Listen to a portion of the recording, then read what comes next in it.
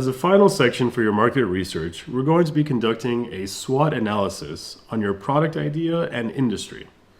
SWOT stands for the strengths, weaknesses, opportunities, and threats that you, your product, and your idea, as well as your competitors may have in the market, and what you really need to take into account when you craft your strategy to show up in the market and really get to those customers you want to get to.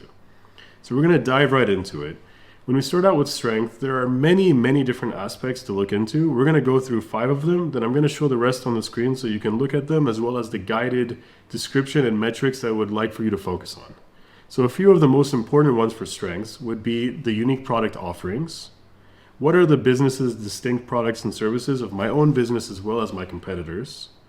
What is a strong brand, and what is that strong brand presence that is found in the market? Customers do tend to have loyalty to strong brands and memorable brands. We need to see if that exists for this specific product in this specific industry. A third one would be the efficient operations.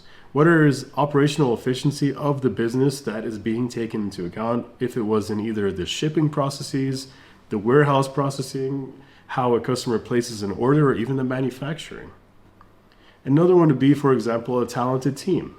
Are there skilled team members or maybe even skilled authority figures in this industry that really have the benchmark for how people should be acting and operating when it comes to this product and industry? So those are a few of the most important ones. You can take a look at the screen now. We're going to be listing out all the other metrics and aspects, as well as the guided description and notes for a lot of other aspects of the strengths that you should be looking at in the market. Now, when we get to weaknesses, a few of the most important aspects I look at would be, for example, a lack of resources.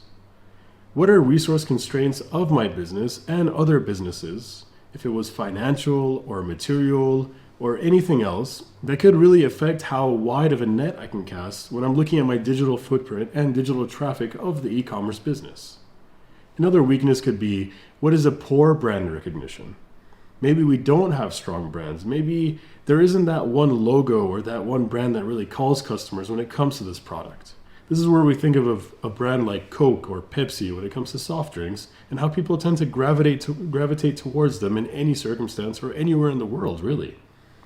Another weakness could be inefficient operations or even a weak team, kind of the opposite of what we mentioned in the strengths. To go into a couple other unrelated ones, for example, we could look at a limited online presence. We are operating in the e-commerce sphere, and we are operating in the online sphere. So are there traditional companies and competitors that are not really focusing on the online sphere, or they just think that this is how things work, and how can we take advantage of that, and how can we exploit that weakness? So that's a few of the important weaknesses I like to focus on.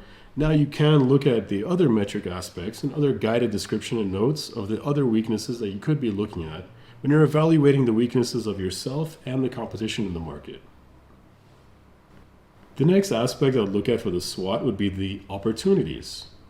So when we're looking at opportunities, for example, what are new markets that I can be taking advantage of when it comes to this product?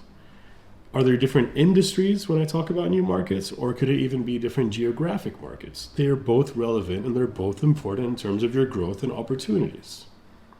Another metric could be, what are new product lines that could be introduced that either complement the existing product lines or could even replace them?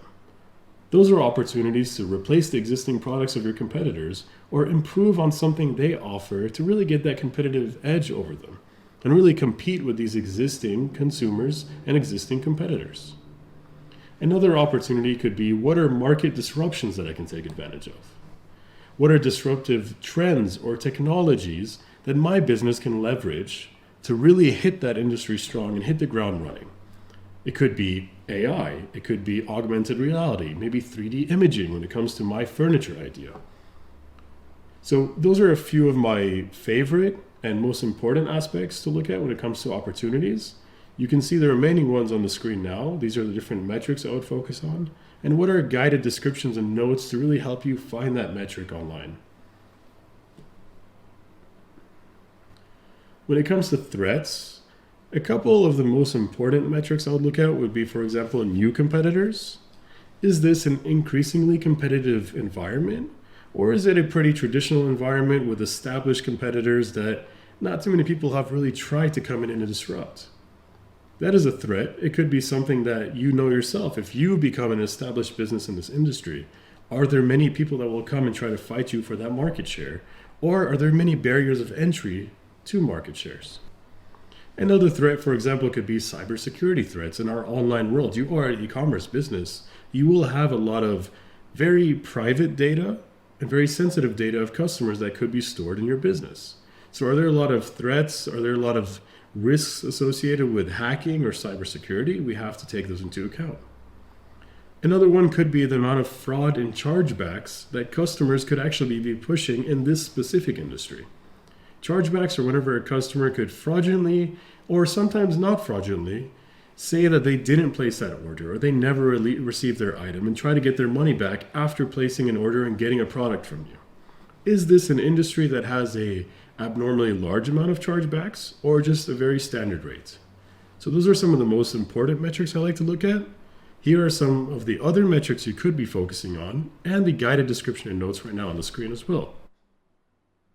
These are the major metrics you should be taking into account when you're conducting your SWOT analysis.